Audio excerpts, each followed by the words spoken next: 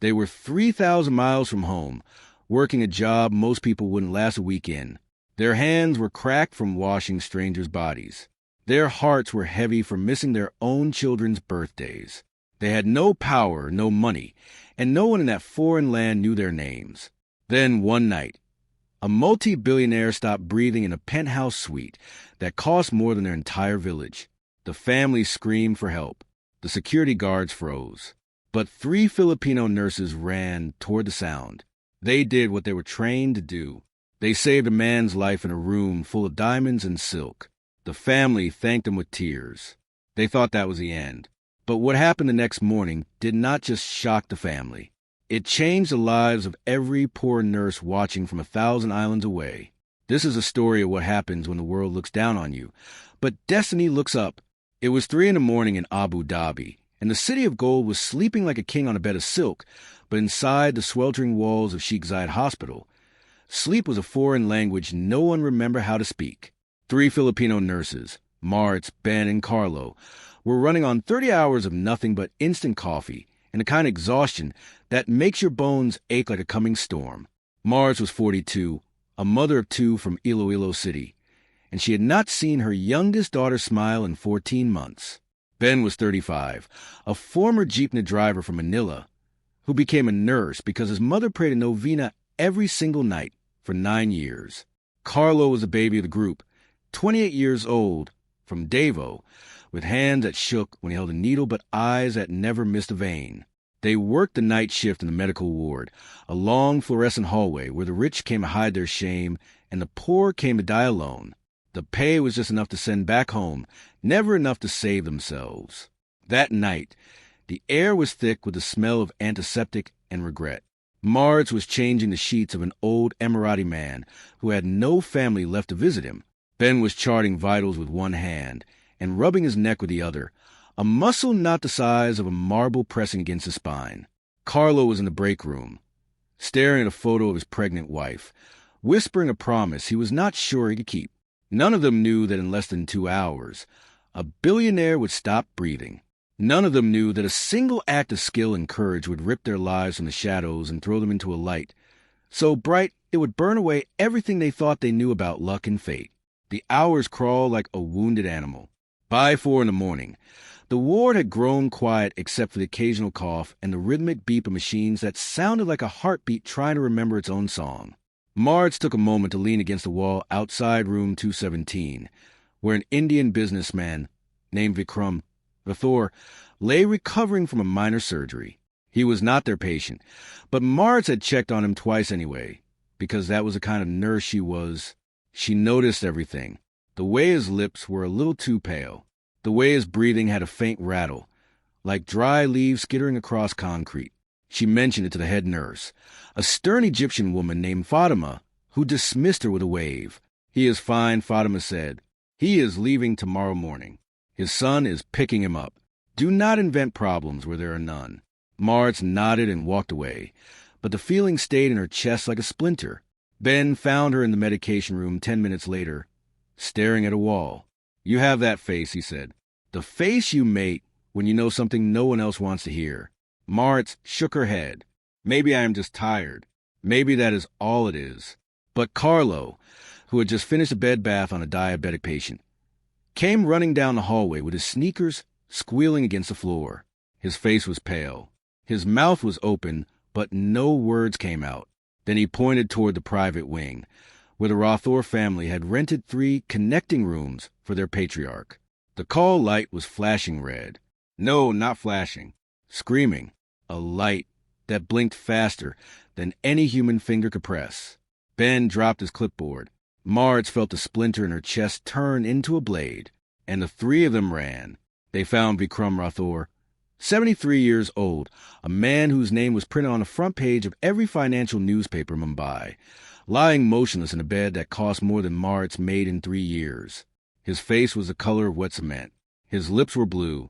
Beside him, a woman Martz later learned was his daughter-in-law, was screaming into a telephone, her diamond bracelet catching the light with every desperate gesture. A young man, maybe 30 years old, stood frozen at the foot of the bed. This was Arjun Rathore, the billionaire's only son, a graduate of Harvard Business School, a man who had never in his life seen a body fail before his eyes. He was holding a glass of water that had gone warm. He was not moving. Maritz did not ask permission. She pushed past the daughter-in-law, put 2 fingers on Vikram's neck, and felt nothing. No pulse, no flutter, just the terrifying stillness of a heart that had decided to stop. She looked at Ben. He was already pulling the crash cart from the corner of the room, his hands flying over the equipment with the muscle memory of 1,000 drills. Carlo was on his knees, tilting Vikram's head back, opening the airway, his fingers checking for anything blocking the throat. Clear, Carlo said. He is not breathing. No pulse. Maritz climbed onto the bed, straddling the body of one of the richest men in Asia, and placed the heel of her hand on his sternum. She began chest compressions. 1, 2, 3. Hard and fast. Push until you feel ribs crack. That was what they taught in nursing school. Better a broken bone than a dead man. Arjun Rathore finally dropped the glass. It shattered on the marble floor. What are you doing? He shouted. Stop. Wait for the doctor. But Maritz did not stop. She could not stop. She had done this before. On a beach in Iloilo when a child nearly drowned. On a bus in Manila when an old man had a seizure. She was not afraid of the rich. She was afraid of the silence that followed a heart that would not start again. The defibrillator screamed its high-pitched whine, and Ben shouted clear, and Maritz lifted her hands off Vikram Rathore's chest so fast her shoulders popped. Carlo pulled the oxygen mask away. For one terrible second, the room was silent except for the clicking of the machine and the sound of Arjun Rathore weeping on his knees. Then Ben pressed the shock button. The billionaire's body arched off the bed like a fish pulled from water. His back hit the silk sheets. Nothing happened. The heart monitor kept its flat green line, that cruel straight road to nowhere. Maritz did not hesitate. She placed her hands back on his chest and started compressions again. 1 and 2 and 3 and 4. She counted in her head in Tagalog. Isa, Dalawa, Tatlo. It was the language of her mother, the language of her childhood prayers. And she prayed now with every push. Ben charged the defibrillator again. Clear, he said. Maritz lifted her hands. The second shock hit Vikram's body. This time, the monitor flickered. A small bump appeared on the green line. Then another, then the jagged mountains of a heartbeat trying to find its way home. Carlo shouted yes, his voice cracking. Maritz did not stop compressions. She could not trust the heart yet. It was like a candle in the wind, one breath away from darkness. Ben checked the pulse. He put 2 fingers on Vikram's neck and waited. His own face was wet with sweat and something else, something that looked like tears, but he would never admit to. I have a pulse, Ben said. His voice was quiet, almost a whisper. I have a pulse. It is weak, but it is there. Maritz finally stopped pushing. Her arms hung at her sides like dead weight. She looked down at the old man who owned half of Mumbai, and she watched his chest rise and fall on its own. Not deep breaths, not easy breaths, but breaths. Carlo was already pulling the blanket up to Vikram's chin, tucking him in like a child. The daughter-in-law had stopped screaming into the telephone.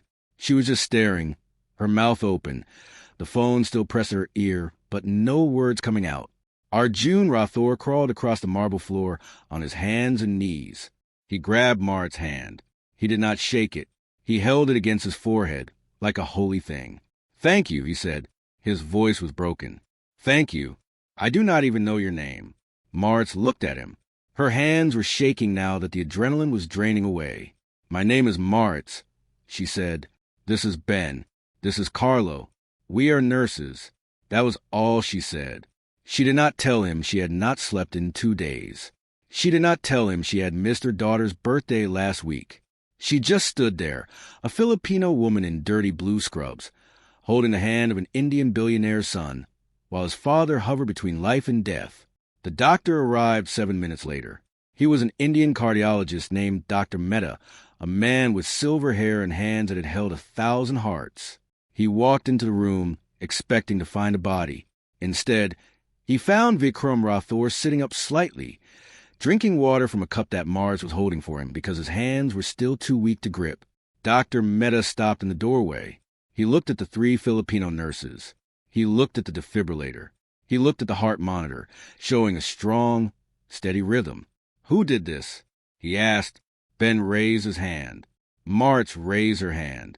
Carlo raised his hand. Dr. Mehta shook his head slowly. You saved his life, he said. You know that, right? If you had waited for me, he would be dead. You did not wait. You acted. That is not nursing. That is heroism. Martz wanted to say something humble, something about teamwork and training and luck, but her mouth was too dry. Her whole body was too empty. She just nodded. The daughter-in-law had finally put down the telephone. She walked over to Martz and pressed something into her hand. It was a wad of cash, Indian rupees, maybe $500. Take this, she said, for your trouble. Martz looked at the money. She thought of her daughter's school fees. She thought of the leak in the roof of her mother's house. Then she handed the money back. I did not do this for money, she said. I did this because he was a person and he was dying. That is all. The daughter-in-law looked confused. In her world, everyone did everything for money. She did not understand Martz, but Arjun understood. He stood up from the floor and walked to Martz. He was taller than her by a foot. He looked down at this small woman with the tired eyes and the cracked hands. You are extraordinary, he said. I will not forget this. But Martz had heard promises like that before. Rich people said things in the heat of the moment. Then the moment passed, and the poor people went back to their corners. She smiled at Arjun. She squeezed his hand. Then she walked out of the room with Ben and Carlo behind her. The hallway was empty. The sun was rising over Abu Dhabi, painting the windows gold. Ben leaned against the wall and slid down until he was sitting on the floor. Carlo sat next to him. Martz stood in front of them, looking out the window at a city she would never belong to. We did good, Ben said. We did good today. Martz did not answer. She was thinking about her daughter. She was thinking about how many more nights she would have to work before she could go home. She was thinking about how saving a billionaire did not pay the rent. The 3 of them sat there in silence as the hospital woke up around them. They did not know that Arjun Rathore was already on the telephone. They did not know that he was not making a call to his father's lawyer or his father's bank. He was making a call to Manila. He was making a call that would change everything. The next morning, Martz was sitting in the hospital cafeteria, stirring a cup of instant coffee that had gone cold 20 minutes ago. Ben was across from her, eating a stale croissant with the enthusiasm of a man who had forgotten what fresh bread tasted like. Carlo was not with them. He had called in sick, which meant he was probably crying in his apartment again, missing his pregnant wife. The cafeteria was empty, except for an Indian janitor mopping the floor in slow, tired circles. The television above the counter was playing a news channel, something about stock markets and oil prices. Martz was not watching. She was calculating. If she worked 6 more months, she could pay for her daughter's dental braces. If she worked 8 more months, she could fix the roof. If she worked 10 more months, maybe she could afford a plane ticket home for Christmas. The numbers blurred in front of her eyes. Then Ben elbowed her arm. Look, he said. He was pointing at the television. Martz looked up. The screen showed a press conference in Mumbai. There was Arjun Rathore, standing behind a podium with his father's company logo behind him. He looked different than he had last night. His eyes were clear. His jaw was set. He was reading from a piece of paper, and his voice was steady. Martz could not hear the sound because the cafeteria television had no speakers. But she could read the subtitles, scrolling across the bottom of the screen. Arjun Rathore announces $3 million reward. Then the subtitles changed. Reward for 3 Filipino nurses who saved my father's life. Martz dropped her spoon. It hit the floor with a clang that echoed through the empty cafeteria. Ben stood up so fast his chair fell over backward. The Indian janitor stopped mopping and stared at them. On the screen, Arjun was holding up photographs. Martz recognized them. They were the hospital ID photos taken on their first day at work, the ones where everyone looked tired and scared and far from home. Her face was on Indian national television. Ben's face. Carlo's face. The subtitles kept scrolling. Names: Martz Santos, Ben Reyes, Carlo de Magiba. Please come forward. The Rathore family wants to thank you. $3 million. Martz shook her head. It was a mistake. It had to be a mistake. Rich people did not give money to poor nurses. Rich people gave money to other rich people. That was how the world worked. But Ben was already running out of the cafeteria, shouting for Carlo. And Marge was still sitting there, staring at her own face on the television, watching the subtitles repeat over and over again. $3 million. $3 million. She thought about her daughter's braces. She thought about the roof. She thought about Christmas. Then she thought about something else. She thought about all the other Filipino nurses she knew, the ones working double shifts, the ones sleeping on hospital couches, the ones who had not seen their children in years. She stood up slowly. She picked up her spoon from the floor. She placed it on the table, and she walked out of the cafeteria with the strangest feeling she had ever felt in her life. It was not joy. It was not relief. It was something heavier, something that felt like responsibility. The next 48 hours were a hurricane. The hospital administration found Marge first, then Ben, then Carlo, who was still in his apartment in his pajamas when a hospital car arrived to pick him up. The three of them were taken to a conference room on the top floor, a room with glass walls and leather chairs and a view of the entire city. Dr. Mehta was there. The hospital CEO was there. And on a large screen at the front of the room, Arjun Rathore appeared via video call from Mumbai. He was smiling. He was not the frozen, terrified man from the bedroom. He was a billionaire again, confident and controlled. But when he saw Martz, his smile softened. "I kept my promise," he said. "I told you I would not forget." Martz did not know what to say. Ben was crying openly, not hiding it anymore. Carlo was holding Martz's hand, so tight his knuckles were white. Arjun explained the reward. $3 million, split equally among the three of them. $1 million each. He had already transferred the money to a bank in Manila. It was waiting for them. All they had to do was go home. Martz felt the floor tilt beneath her feet. $1 million. She had never seen $1,000 all at once. She had never held 500. And now someone was telling her that she was a millionaire. She looked at Ben. He was looking at her. They had worked together for 3 years. They had held each other up through deaths and births and the endless, crushing weight of the night shift. They had never talked about money because there was never enough to talk about. Now there was too much. Carlo spoke first. His voice was small. "I can go home," he said. "I can see my wife give birth.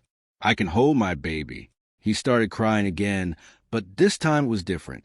This was not the crying of exhaustion or loneliness. This was the crying of a door opening. Ben nodded. "I can buy my mother a house," he said, "the one she has been praying for, the one with a garden." Marge was quiet for a long time. Then she looked at the screen, at Arjun Rathore, waiting patiently for her to speak. "I want to do something else," she said. Everyone in the room went silent. Arjun raised an eyebrow. "What do you want to do?" Marge took a deep breath. She thought about her daughter. She thought about the roof. Then she thought about something bigger.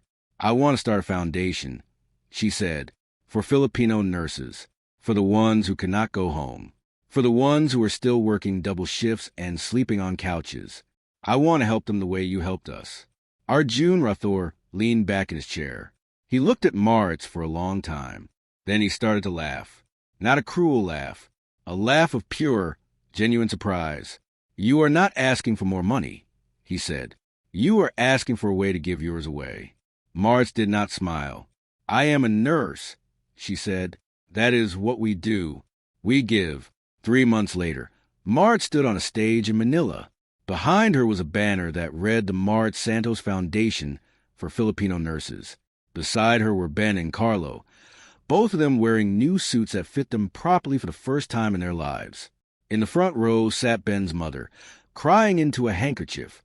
In the second row sat Carlo's wife, holding their newborn daughter, a girl with her father's eyes. And in the third row, wearing a simple white shirt and no security guards at all, sat Arjun Rathore. He had flown to Manila for this. He had not told anyone. He just showed up. Martz looked out at the crowd. It was full of Filipino nurses, women and men in uniforms, some still wearing their hospital ID badges because they had come straight from work. They had come from Iloilo and Davao and Cebu and 100 small islands that most maps forgot. They had come because they had heard the story of 3 poor nurses who saved a billionaire and did not keep the money, the story of a foundation that would pay for their children's school fees and their parents' medical bills and their own plane tickets home. Martz stepped up to the microphone. Her hands were shaking, but her voice was not. She looked at Arjun Rathore. He nodded at her. She looked at Ben. He was crying again. She looked at Carlo. He was holding his daughter. Then she looked at the nurses, the thousands of Filipino nurses who had worked the night shifts and missed the birthdays and held the hands of strangers as they died. She opened her mouth. She said one sentence. It was not a long speech. It was not a clever speech. 3 months later, Martz stood on a stage in Manila. Behind her was a banner that read the Martz Santos Foundation for Filipino Nurses. Beside her were Ben and Carlo, both of them wearing new suits that fit them properly for the first time in their lives. In the front row sat Ben's mother, crying into a handkerchief. In the second row sat Carlo's wife, holding their newborn daughter, a girl with her father's eyes. And in the third row, wearing a simple white shirt and no security guards at all, sat Arjun Rathore. He had flown to Manila for this. He had not told anyone. He just showed up. Martz looked out at the crowd. It was full of Filipino nurses, women and men in uniforms, some still wearing their hospital ID badges because they had come straight from work. They had come from Iloilo and Davao and Cebu and 100 small islands that most maps forgot. They had come because they had heard the story of 3 poor nurses who saved a billionaire and did not keep the money, the story of a foundation that would pay for their children's school fees and their parents' medical bills and their own plane tickets home. Martz stepped up to the microphone. Her hands were shaking, but her voice was not. She looked at Arjun Rathore. He nodded at her. She looked at Ben. He was crying again. She looked at Carlo. He was holding his daughter. Then she looked at the nurses, the thousands of Filipino nurses who had worked the night shifts and missed the birthdays and held the hands of strangers as they died. She opened her mouth. She said one sentence. It was not a long speech. It was not a clever speech. It was just the truth. We are not heroes, she said. We are just people who did not walk away. The crowd erupted. The sound was like thunder over the ocean. Arjun Rathore stood up and clapped until his hands were raw. Ben hugged his mother. Carlo kissed his daughter. And Martz stood at the center of it all, a woman who had started with nothing, who had saved a life not for money, but because it was the right thing to do, and who had learned that sometimes the people you save are not the ones lying in the bed. Sometimes the people you save are the ones standing right beside you. The foundation grew. It sent hundreds of nurses home to their families. It paid for thousands of braces and roofs and school books. It became a symbol of something the world desperately needed to remember. That wealth does not make you a hero. That poverty does not make you invisible. That a heart that keeps beating when it has every reason to stop is the most powerful thing on earth. And every year, on the anniversary of that night, Martz receives a letter from Arjun Rathore. It always says the same thing. Thank you for not walking away. She keeps them all in a box under her bed, next to a photograph of her daughter, who is now studying to be a nurse too. The story does not end with the money. It never does. The story ends with a woman from Iloilo standing in the middle of a miracle she never asked for, looking around at all the lives she touched and realizing that the best thing about being saved is getting to save someone else. That is the end. That is what happened after the Filipino nurses saved an Indian billionaire's life. And that is why his family was shocked, not because of the reward, but because of what the nurses did with it.